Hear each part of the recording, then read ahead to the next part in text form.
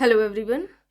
आज की इस क्लास में स्टेटस एंड रोल यानी कि परिस्थिति एवं भूमिका से संबंधित महत्वपूर्ण प्रश्नों को कराया जाएगा एंड ये क्लास आपकी समाजशास्त्र से संबंधित सभी परीक्षाओं के लिए इंपॉर्टेंट रहने वाली है। आप सभी इस क्लास को ज़्यादा से ज़्यादा लोगों के साथ शेयर जरूर कर दीजिए। एक इन्फॉर्मेशन है, समाजशास्त्र से संबंधित सभी परीक्षाओं के लिए यहाँ पर प्रैक्टिस सेट एंड सोशियोलॉजी के नोट्स PDF फॉर्मेट में प्रोवाइड कराए जा रहे हैं। इससे संबंधित जानकारी के लिए यहाँ पर एक व्हाट्सएप नंबर दिया गया है। इस नंबर पर आप मैसेज करके इससे जुड़ी हुई सारी जानकारी ले सकते हैं।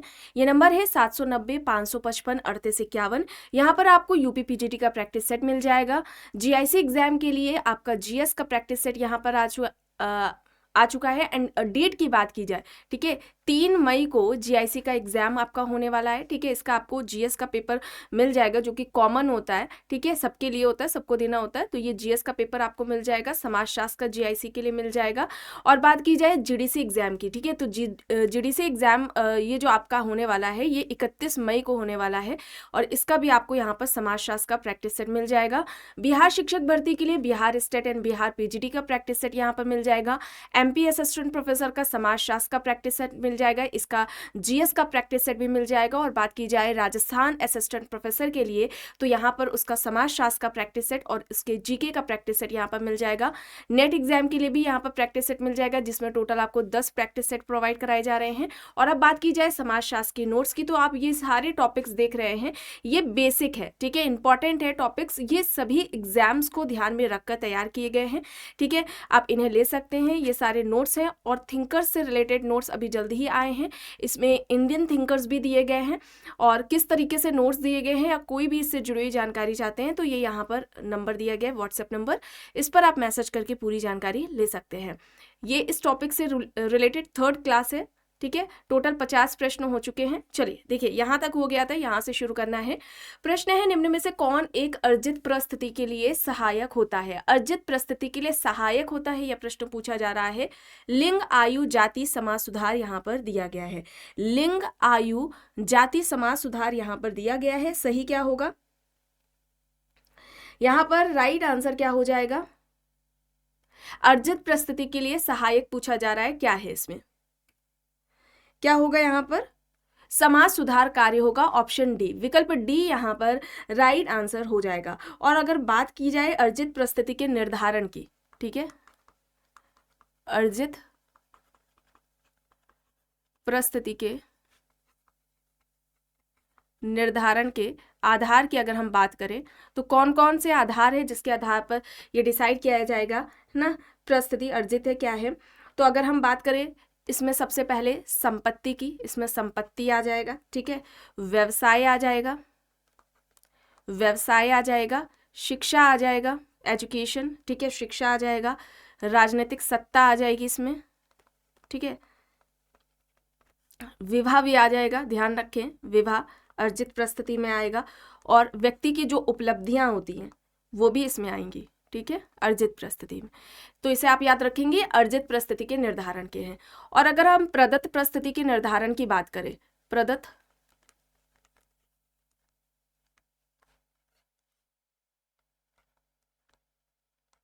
परिस्थिति के निर्धारण के आधार की अगर हम बात करें तो ये कौन कौन से हो सकते हैं, ठीक है, इनकी अगर हम बात करें तो प्रदत्त परिस्थिति में क्या आएगा, तो आप सभी जानते हैं इसमें लिंग भेद आ जाएगा, ठीक है, लिंग भेद आ जाएगा, आयु भेद आ जाएगा, लिंग भेद है, आयु भेद है, नातेदारी इसमें आ जाएगा, शारीरिक विशेषताएं भी इसमें आ जाएंगी, शारीरिक विशेषताएं इसमें आ जाएंगी। और क्या आएगा? कास्ट आ जाएगा ना, जाति, जाति आ जाएगा, प्रजाति इसमें आ जाएगा। ये सभी किसमें आएंगे? या अर्जित परिस्थिति के निर्धारण के क्या हैं? आधार है, ठीक है, इसे आप याद रखेंगे, लिंग भेद, आयु भेद, नातेदारी, शारीरिक विशेषताएं, जाति और प्रजाति, ये अर्जित परिस्थिति के हैं। ये इंपॉर्टेंट है, इस तरीके से आपको प्रश्न एग्जाम्स में देखने को मिलेंगे। यहाँ पर समाज सुधार कार्य होगा, विकल्प डी यहाँ पर राइट होगा। चलिए अब यहाँ पर देखिए, प्रश्न है भूमिका के बारे में निम्न में से कौन से कथन सही है? 4 यहाँ पर कथन दिए गए हैं।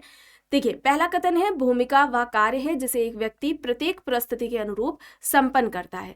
दूसरा विकल्प यहाँ पर दिया गया है भूमिका का परिस्थिति से कोई संबंध नहीं है। ठीक है, दूसरा यहाँ पर क्या हो जाएगा कि भूमिका का परिस्थिति से कोई संबंध नहीं है। तीसरा है भूमिका स्थिर है। चौथा है भूमिकाओं के निर्वहन से समाज में प्रकार्यात्मक आवश्यकताएं पूरी होती हैं। सही बताना है, भूमिका से संबंधित सही क्या है यहाँ पर।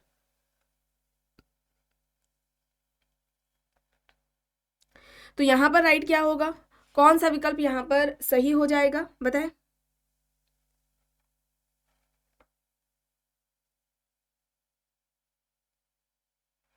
देखिए, पहला यहाँ पर है भूमिका वह कार्य है जिसे एक व्यक्ति प्रत्येक परिस्थिति के अनुरूप संपन्न करता है, ये सही है। भूमिका का परिस्थिति से कोई संबंध नहीं है, ये यहाँ पर गलत हो जाएगा। ठीक है, जबकि जो भूमिका होती है वो क्या है, परिस्थिति में ही निहित होती है। ठीक है, ये प्रत्यक्ष तौर पर एक दूसरे से संबंधित होते हैं ये। ठीक है, परिस्थिति को या हम कहें भूमिका को परिस्थिति से अलग नहीं किया जा सकता। ठीक है, परिस्थिति को भूमिका से अलग नहीं किया जा सकता, या हम कहें भूमिका को परिस्थिति से अलग करके हम उसकी बात नहीं कर सकते। ठीक है, तीसरा यहाँ पर दिया गया है भूमिका स्थिर है, ये भी गलत है। ठीक है, व्यक्ति की परिस्थिति बदलती रहती है, तो व्यक्ति की क्या होती है, उससे संबंधित जो परिस्थिति बदलेगी तो उस जाहिर सी बात है कि उससे संबंधित कार्य यानी कि जो भूमिकाएं हैं वो भी बदलेंगी।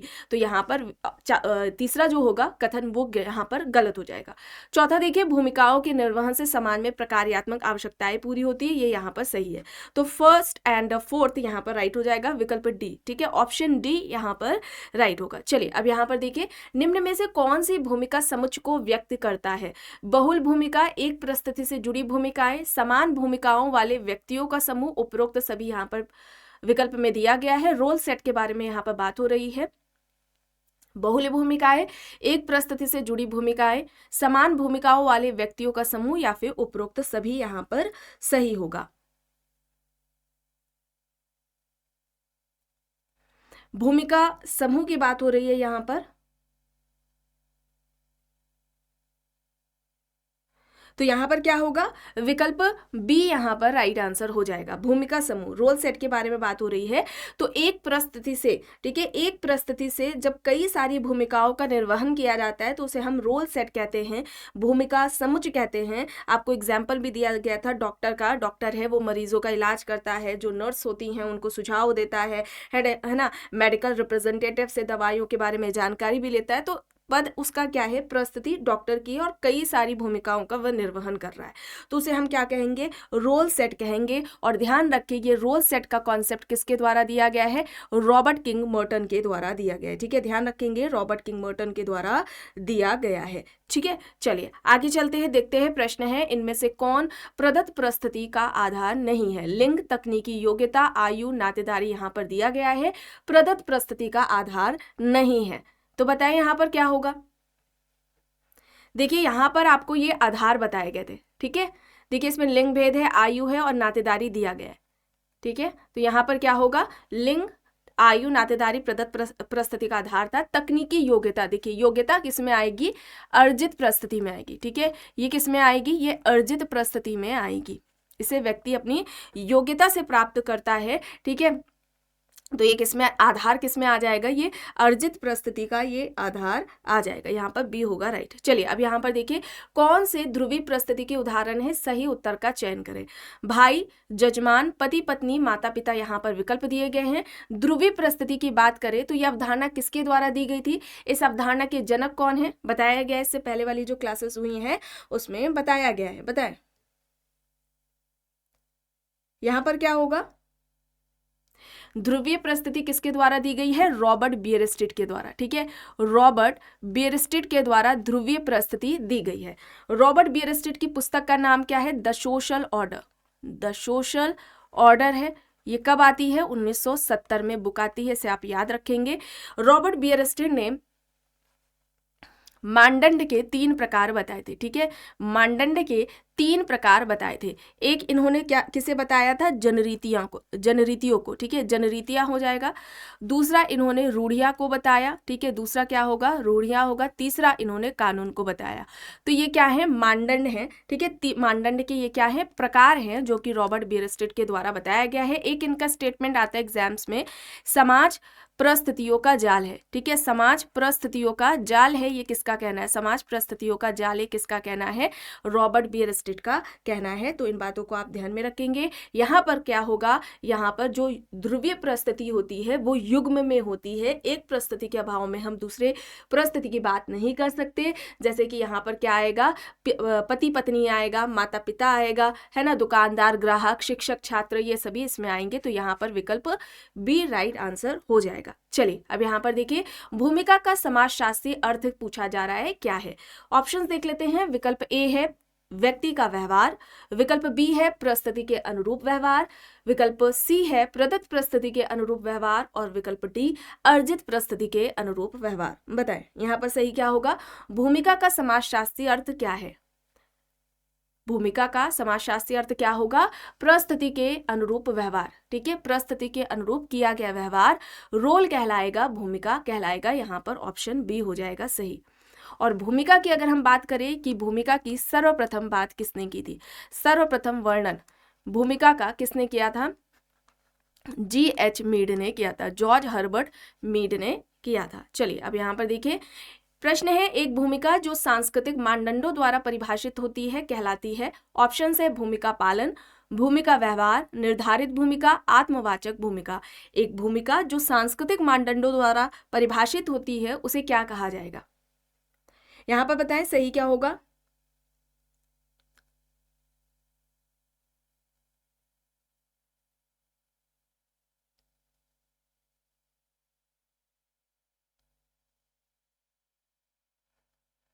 बताएं यहां पर सही क्या होगा।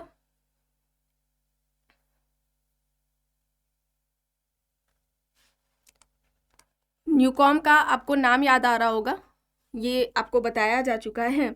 न्यूकॉम ने भूमिका के कितने प्रकार बताए थे, 2 प्रकार बताए थे। एक तो इन्होंने बताया था निर्धारित भूमिका, ठीक है, निर्धारित भूमिका, और दूसरा इन्होंने किसे बताया था, भूमिका व्यवहार को, ठीक है, भूमिका व्यवहार को। यहाँ पर आप ऑप्शन भी देख रहे हैं, भूमिका व्यवहार और निर्धारित भूमिका, ठीक है। तो ये जो 2 अवधारणाएं हैं वो किसके द्वारा दी गई हैं, न्यूकॉम के द्वारा दी गई हैं, इसे आप याद रखेंगे। निर्धारित भूमिका जो कि सांस्कृतिक मानदंडों द्वारा निर्धारित होती हैं उन्हें हम क्या कहेंगे, निर्धारित भूमिका। और भूमिका व्यवहार हम किसे कहेंगे, तो आप ध्यान रखेंगे, आपको बताया गया है। देखिए परिस्थिति एक पद होती है, ठीक है, एक पद है, स्टेटस क्या है, सोसाइटी में व्यक्ति का पद है। अब उस पद से संबंधित जो कार्य होते हैं, ठीक है, जो कार्य होते हैं जो व्यक्ति को करना होता है वो भूमिका कहलाती है। और भूमिका से संबंधित जो व्यक्ति व्यवहार करता है, क्रियाएं करता है, ठीक है, उसको ही हम क्या कहते हैं, भूमिका व्यवहार कहते हैं, ठीक है। भूमिका में व्यक्ति द्वारा किया गया जो व्यवहार है, ठीक है, परिस्थिति से संबंधित कुछ कार्य होते हैं, कर्तव्य होते हैं, और जब उन कार्यों कर्तव्यों को किया जाता है तो उसको क्या कहा जाता है, भूमिका व्यवहार कहा जाता है। यहाँ पर ये 2 कॉन्सेप्ट किसके हो जाएंगे, न्यूकॉम के हो जाएंगे। राइट आंसर यहाँ पर ऑप्शन सी है, निर्धारित भूमिका। चलिए यहाँ पर देखिए, प्रश्न है निम्न में से कौन सा सही है, ठीक है, सही है यहाँ पर बताना है।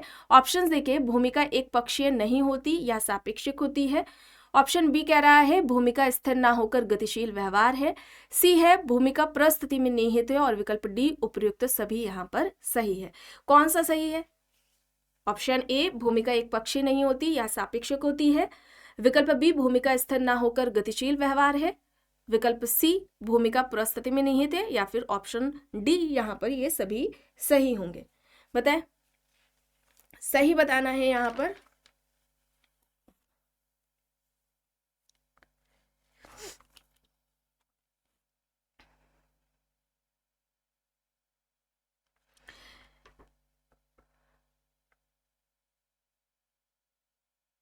यहाँ पर ये सारे सही हो जाएंगे, ठीक है, विकल्प डी यहाँ पर राइट आंसर हो जाएगा। चलिए अब यहाँ पर देखिए, प्रश्न है भूमिका संबंधों का निर्वहन जो एक कॉलेज अध्यापक अपने छात्रों, सहयोगियों, प्रधाना और वर्गीय कर्मचारियों के साथ करता है ठीक है, प्रचार तथा वर्गीय कर्मचारियों के साथ करता है उसे कहा जाता है। ऑप्शन देखिए, बहुल भूमिकाएं, भूमिका संघर्ष, भूमिका निष्पादन, भूमिका विन्यास यहाँ पर दिया गया है।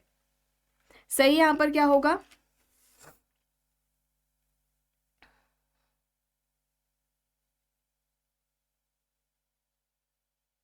इसे हम क्या कहेंगे? भूमिका विन्यास कहेंगे। ऑप्शन डी यहाँ पर राइट होगा। प्रश्न है, निम्न में से कौन सा सही नहीं है? सही नहीं बताना है। देखिए, बहुल भूमिका मर्टन का हो जाएगा, ठीक है। यहाँ पर बताएं, एक सेकेंड, ये 60 होगा, ठीक है। बहुल भूमिका मर्टन का है, भूमिका दूरी गॉफमैन है, भूमिका निर्माण टर्नर, भूमिका तनाव विलियम गुडे, ठीक है। ये सारे सही हैं, ठीक है। सही बताना है, ये सारे सही हो जाएंगे, इसको सही कर लेते हैं, ठीक है। ये सारे सही हैं कॉन्सेप्ट, ठीक है। बहुल भूमिका का कॉन्सेप्ट मर्टन ने दिया। भूमिका दूरी की बात करें तो गॉफमैन का है, भूमिका निर्माण टर्नर का है, और भूमिका तनाव की बात करें तो ये जो अवधारणा है ये विलियम गुडे के द्वारा दी गई है। ये यहाँ पर सारे सही हो जाएंगे। चलिए आगे यहाँ पर देखिए, प्रश्न है, छोटे बच्चों को सिखाया जाता है गुड्डी गुड़ियों से खेलना, घर बनाकर खेलना, डॉक्टर बनकर खेलना आदि। यह आशातीत उदाहरण है, ये किस में आएगा? उदाहरण किसका है? ऑप्शन देखिए, आशातीत भूमिका, भूमिका ग्रहण, भूमिका संपादन, एक भूमिका निर्वाह। यहाँ पर कौन सा राइट आंसर होगा?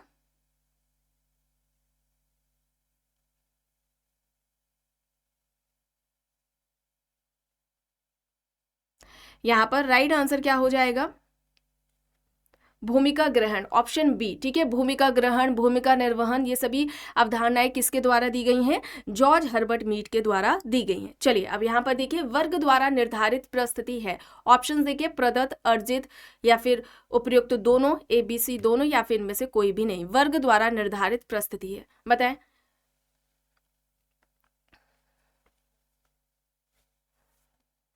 यहाँ पर कुछ स्टेटस एंड रोल से रिलेटेड इंपॉर्टेंट फैक्ट्स बताए जा रहे हैं, इसे आप ध्यान देंगे।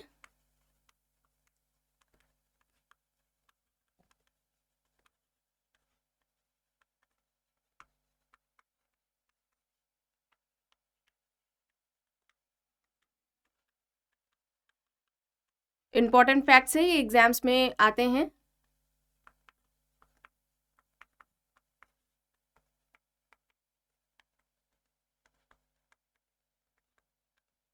आप लोग को आंसर करें तब तक।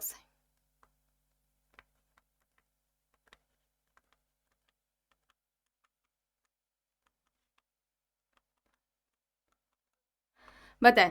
देखिए यहाँ पर क्या होगा, वर्ग द्वारा निर्धारित प्रस्तुति किस में आएगी? या अर्जित में आएगी, ऑप्शन बी, ठीक है। अर्जित में आएगी, बी यहाँ पर राइट आंसर हो जाएगा। देखिए सबसे पहले प्रस्तुति का प्रयोग, सर्वप्रथम प्रस्तुति का प्रयोग किसने किया था? मैक्स वेबर ने। किसने किया था? मैक्स वेबर ने किया था। वहीं पर अगर हम बात करें भूमिका की, कि सबसे पहले भूमिका रोल की बात किसने की है? जॉर्ज हर्बर्ट मीड ने, GH मीड ने की है सबसे पहले रोल की बात, भूमिका की। संयुक्त रूप से प्रस्तुति व भूमिका का वर्णन किसने किया है? लिंटन ने किया है, रॉल्फ लिंटन ने किया है। या इस तरह से प्रश्न पूछा जाए, प्रस्तुति व भूमिका की अवधारणा के जनक, ठीक है। प्रस्तुति व भूमिका अवधारणा के जनक, इस तरह से अगर पूछा जाता है, ठीक है, तो यहाँ पर किसका नाम आएगा? मीड का नाम आएगा, सॉरी, रॉल्फ लिंटन का नाम आएगा, ठीक है। रॉल्फ लिंटन का नाम आएगा। एक प्रश्न इनकी पुस्तक से संबंधित आता है कि प्रस्तुति एवं भूमिका का वर्णन लिंटन ने अपनी किस पुस्तक में किया है? द स्टडी ऑफ मैन में, ठीक है। द स्टडी ऑफ मैन में किया है, और ये कब आती है बुक? 1936 में आती है। प्रस्तुति के इन्होंने दो प्रकार बताए थे, ठीक है। प्रस्तुति के प्रकार इन्होंने दो बताए थे। एक इन्होंने बताया प्रदत्त प्रस्तुति, ठीक है, प्रदत्त प्रस्तुति बताया है इन्होंने। दूसरा इन्होंने प्रकार बताया है अर्जित प्रस्तुति। प्रदत्त प्रस्तुति में क्या होता है? प्रदत्त प्रस्तुति में क्या होता है? जो व्यक्ति को जन्म से मिलती है। अब जन्म से जाति, ठीक है, इसमें आ जाएगा, प्रजाति इसमें आ जाएगा, ठीक है। जन्म से जाति, प्रजाति, लिंग आ जाएगा, आयु, ये सभी आ जाएंगे, आपको आधार बताए गए थे, ठीक है। अर्जित प्रस्तुति व्यक्ति अपनी योग्यता से प्राप्त करता है, जैसे कि व्यक्ति शिक्षक बन रहा है, डॉक्टर बन रहा है, तो ये इसने प्राप्त किया है, ठीक है। तो ये अर्जित प्रस्तुति में आएगा। तो ये दोनों जो प्रकार है प्रस्तुति के, ये किसने बताए हैं? लिंटन ने बताए हैं। और इन दोनों में अंतर, ठीक है, पूछा जाए प्रदत्त प्रस्तुति और अर्जित प्रस्तुति में अंतर किसने किया है, तो अंतर भी रॉल्फ लिंटन के द्वारा ही किया गया है। इन बातों को आप ध्यान ध्यान में रखेंगे। ये इस तरीके से सारे प्रश्न एग्जाम्स में पूछे जा चुके हैं, ये इंपॉर्टेंट है, ठीक है। चलिए अब यहाँ पर देखिए, निम्न में से किसकी सदस्यता जन्म से प्राप्त होती है? ऑप्शंस देखिए, जाति, प्रजाति, जनजातीय, उपरोक्त सभी। किसकी सदस्यता जन्म से प्राप्त होती है, यह प्रश्न पूछा जा रहा है। यहाँ पर राइट आंसर क्या होगा? जाति, प्रजाति, जनजाति, ये सभी सदस्यता व्यक्ति को जन्म से प्राप्त होती है और ये सभी किस में आएंगी? प्रदत्त परिस्थिति के उदाहरण है, ठीक है। प्रदत्त परिस्थिति के ये सभी उदाहरण हैं, इसे आप याद रखेंगे। चलिए आगे यहाँ पर देखिए, रोल मॉडल की अवधारणा किसने विकसित की? मर्टन, लिंटन, हिलर, ह्यूज यहाँ पर दिए गए हैं। रोल मॉडल बताएं, रोल मॉडल का कॉन्सेप्ट किसके द्वारा दिया गया है?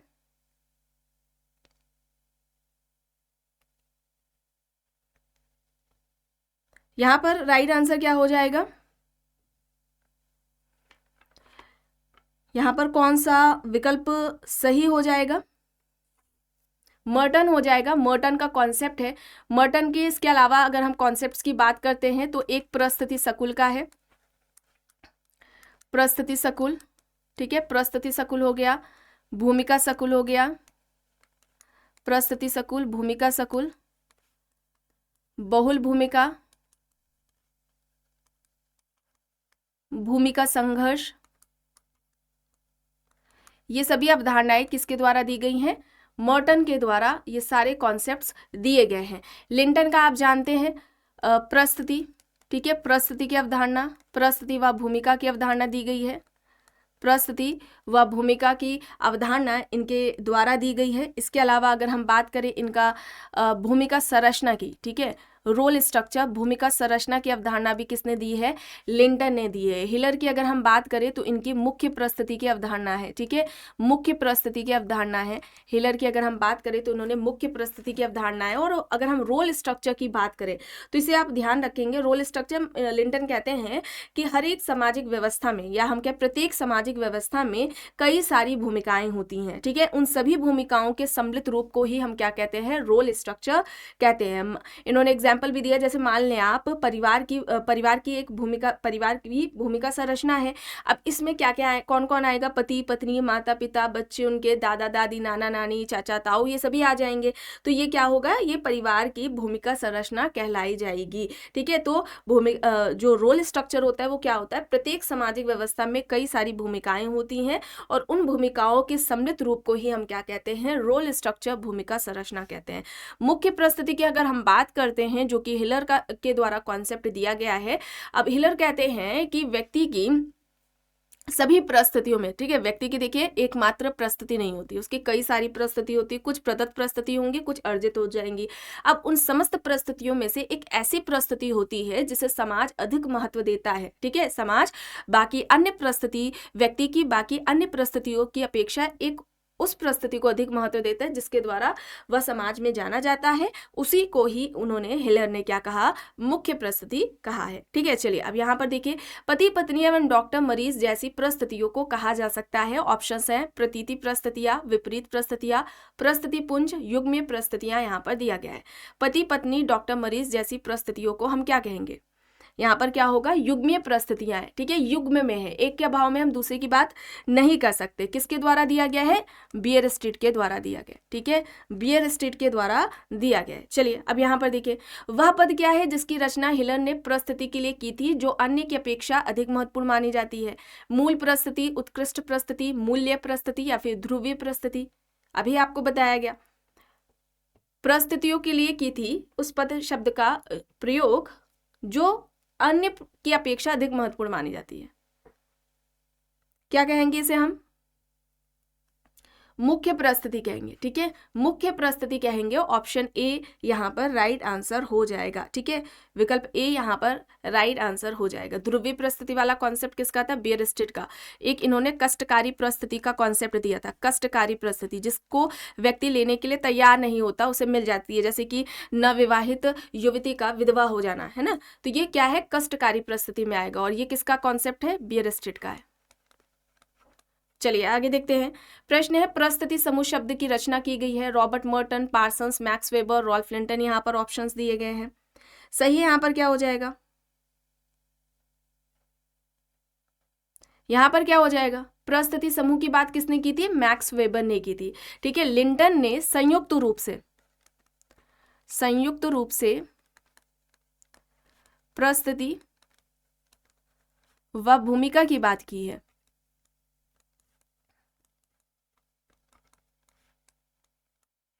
सबसे पहले, ठीक है, सर्वप्रथम संयुक्त रूप से प्रस्थिति व भूमिका का वर्णन किसने किया था? लिंटन ने। लेकिन सबसे पहले पूछा जाए या प्रस्थिति समूह इस तरह से पूछा जाए, ये अवधारणा किसकी है? तो ये मैक्स वेबर की है। चलिए आगे यहाँ पर देखिए, निम्न में से किसने शक्ति व प्रतिष्ठा की मात्रा के आधार पर प्रस्थिति को परिभाषित किया? LaPiere, Kimball Young, Ralph Linton, Elliott and Merrill. यहाँ पर ऑप्शंस दिए गए हैं। सही यहाँ पर क्या हो जाएगा? राइट आंसर यहाँ पर क्या हो जाएगा बताएं? शक्ति व प्रतिष्ठा की मात्रा के आधार पर किसने प्रस्थिति को परिभाषित किया है? ये फर्स्ट वाली जो क्लास हुई थी उसमें आपको बताया गया था। यहाँ पर किम्बॉल यंग होगा। ठीक है, किम्बॉल यंग होगा। ठीक है, किम्बॉल यंग ने शक्ति और प्रतिष्ठा के आधार पर परिभाषित किया था। ठीक है, प्रस्थिति को उनकी जो परिभाषा है, कीवर्ड अगर आपको पकड़ना हो तो शक्ति व प्रतिष्ठा की मात्रा, इस पर ध्यान आप देंगे तो आपको क्या ऑप्शंस में किम्बॉल यंग देखने को मिलेगा, तो आप उसे टिक करेंगे। इनका क्या कहना था कि कोई भी समाज हो या समूह हो, प्रत्येक व्यक्ति को कुछ कार्यों को संपन्न करना होता है। ठीक है, जिसके साथ ही उस यानी कि उस पद से संबंधित जो कार्य होते हैं उनके साथ शक्ति और प्रतिष्ठा की मात्रा जुड़ी होती है, और इसी शक्ति व प्रतिष्ठा की मात्रा का जो व्यक्ति प्रयोग करता है, जिसके द्वारा करता है, वो क्या कहलाता है? वो स्टेटस कहलाता है, यानी कि प्रस्थिति कहलाता है। ठीक है, इसे आप याद रखेंगे। सामाजिक व्यवस्था में किसी समय विशेष में जो व्यक्ति को पद प्राप्त होता है उसको लिंटन ने क्या कहा था? स्टेटस कहा था।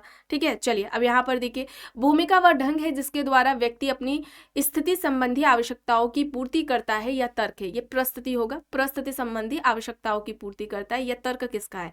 Healer, Ginsburg, Lundberg, Kingsley Davis. यहाँ पर ऑप्शंस दिए गए हैं, बताएं यहाँ पर सही क्या होगा?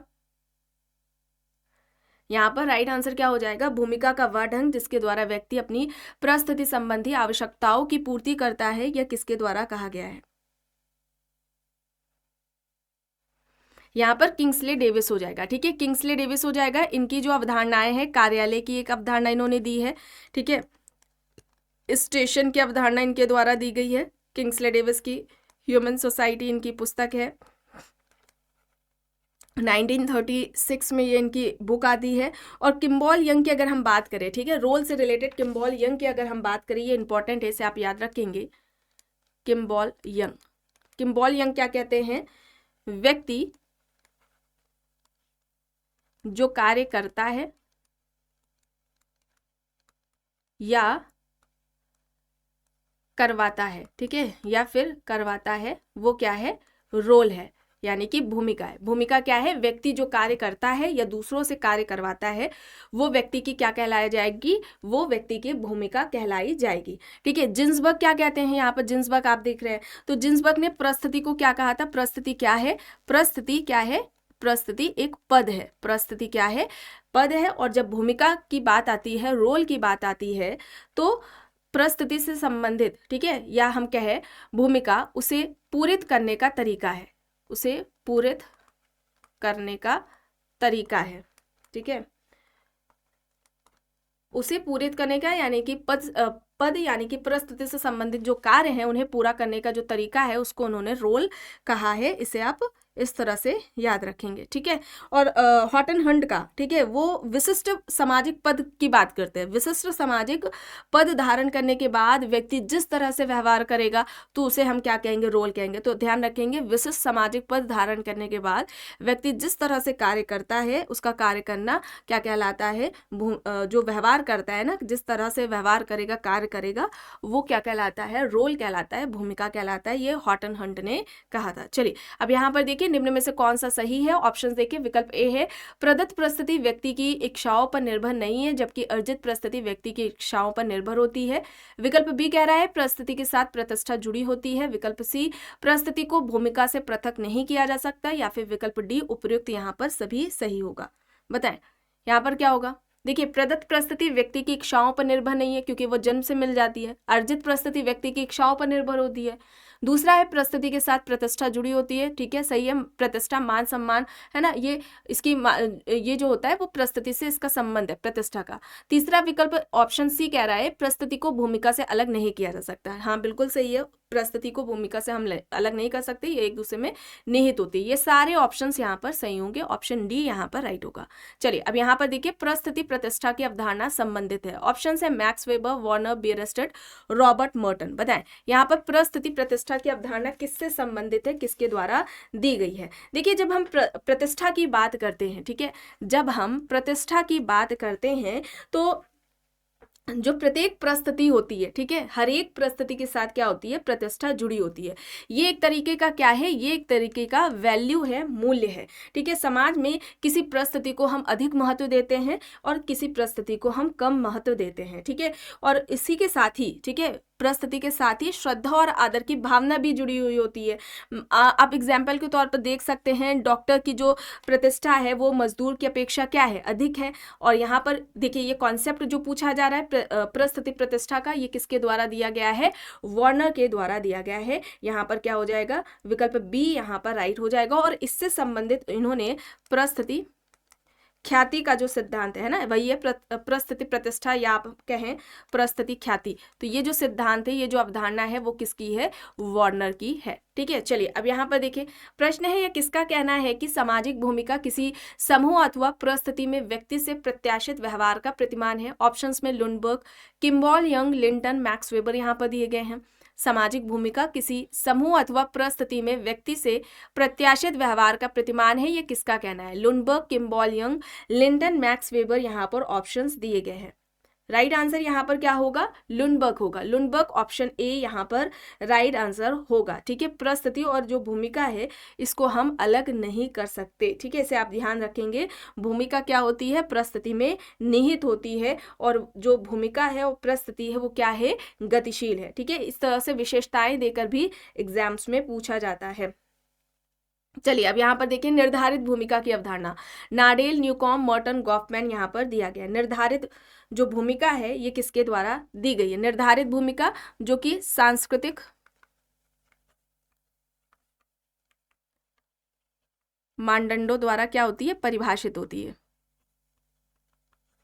ठीक है। सांस्कृतिक मानदंडों द्वारा परिभाषित जो भूमिका होती है उसे हम निर्धारित भूमिका कहते हैं, ठीक है। और यहाँ पर देखिए विकल्प में नाडेल दिया गया है, तो नाडेल की भूमिकाओं की अगर हम बात करें तो इन्होंने भूमिका जाल की अवधारणा दी है, ठीक है, भूमिका जाल की अवधारणा दी गई है नाडेल के द्वारा। इसके अलावा संबंधात्मक भूमिका की अवधारणा भी दी है, ठीक है, संबंधात्मक भूमिका की अवधारणा दी है नाडेल ने। दूसरा इनका यहाँ पर हो जाएगा गैर संबंधात्मक भूमिका, गैर संबंधात्मक भूमिका हो जाएगा, गैर संबंधात्मक भूमिका। ये जो अवधारणाएं हैं ये किसके द्वारा दी गई हैं, नाडेल के द्वारा दी गई हैं। और एक ध्यान रखें प्रतिनिधि की भूमिका, ठीक है, प्रतिनिधि की जो भूमिका है ये भी नाडेल के द्वारा दी गई है, ये इंपॉर्टेंट हो जाएगा, ठीक है। गॉफमैन के द्वारा भूमिका दूरी की अवधारणा दी गई है, भूमिका दूरी है, भूमिका दूरी के साथ ही आप याद रखें संपूर्ण संस्था या हम कहें समग्र संस्था की अवधारणा, ये किसका हो जाएगा, गॉफमैन का हो जाएगा। निर्धारित भूमिका या यहाँ ये जो अवधारणा है ये न्यूकॉम्ब के द्वारा दी गई है, ठीक है। निर्धारित भूमिका की अवधारणा किसके द्वारा दी गई है, न्यूकॉम्ब के द्वारा दी गई है, इसे आप याद रखेंगे। आगे चलते हैं, देखते हैं प्रश्न। भूमिका जाल की अवधारणा अभी बताया गया, भूमिका जाल की अवधारणा किसके द्वारा दी गई है, नाडेल के द्वारा दी गई है। ऑप्शन सी यहाँ पर राइट आंसर हो जाएगा, ठीक है, विकल्प सी यहाँ पर सही हो जाएगा। ऑप्शन सी यहाँ पर भूमिका जाल है, ये यहाँ पर राइट आंसर हो जाएगा। चलिए आगे देखते हैं। प्रश्न है किसी व्यक्ति का अपने समूह का प्रतिनिधित्व करना जो कि उसकी वास्तविक परिस्थिति नहीं है, ये कहलाती है। ऑप्शंस यहाँ पर दिए गए हैं, दिखावटी भूमिका, प्रतिनिधि की भूमिका, भूमिका व्यवहार या फिर बुनियादी भूमिका।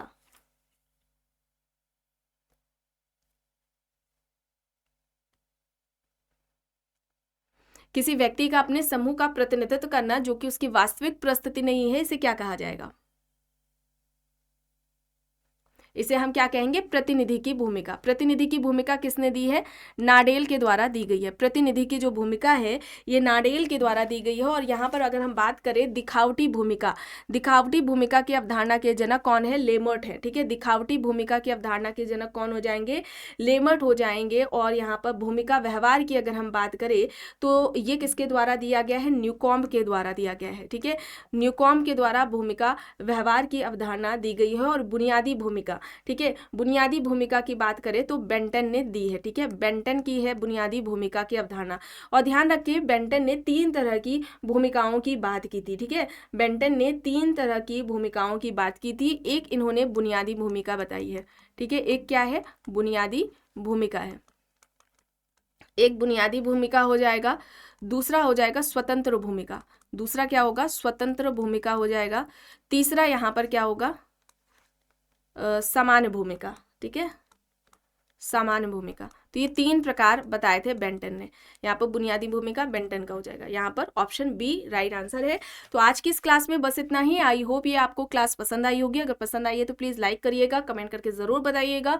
चैनल पर अगर आप नए हैं तो चैनल को भी ज़रूर सब्सक्राइब कर लीजिएगा। एंड इस वीडियो को जितना हो सके ज़्यादा से ज़्यादा लोगों के साथ शेयर भी ज़रूर करिएगा।